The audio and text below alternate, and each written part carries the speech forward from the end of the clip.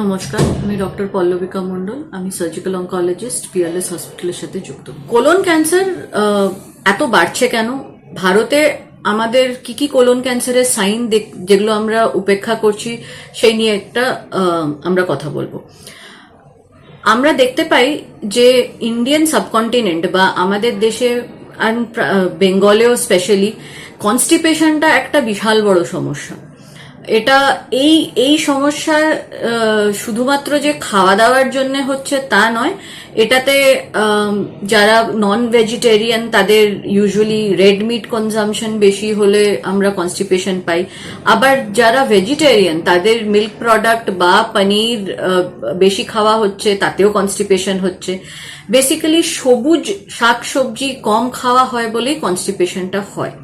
কিন্তু এই কনস্টিপেশন থেকে আসা অনেক রকমের সমস্যা আমরা দেখতে পাই, যেরকম ফিশার, ফিস্চুলা, পায়খানার রাস্তায় রক্ত পড়া, বারবার পায়খানা আটকে গিয়ে পায়খানার রাস্তার ধারে পাশে কোথাও কেটে যাওয়া, এইগুলো কিন্তু খুব কমন।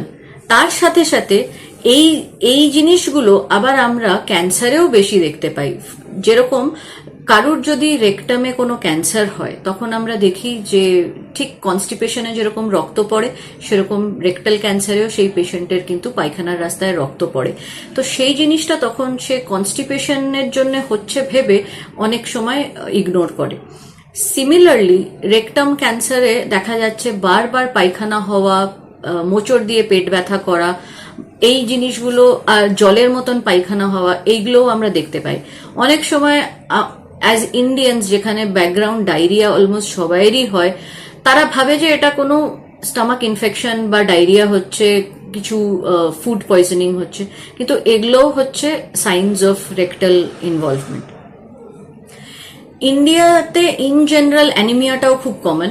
তো কোনো মধ্যবয়স্ক লোক 40-এর ধারে কাছে বা 40-এর ঊর্ধ্বে এদের যদি হিমোগ্লোবিন কম থাকে, তখন সেই জিনিসটাকে আমরা অনেক সময় ইগনোর করি যে খাওয়াতে আয়রন কম হচ্ছে তাই হিমোগ্লোবিন কম হচ্ছে, কিন্তু এটাও একটা ক্যান্সারের লক্ষণ। তো এইসব সাইনগুলোকে ইগনোর না করে চটজলদি ডাক্তারের কাছে গিয়ে চিকিৎসা করাটা বেশি দরকার।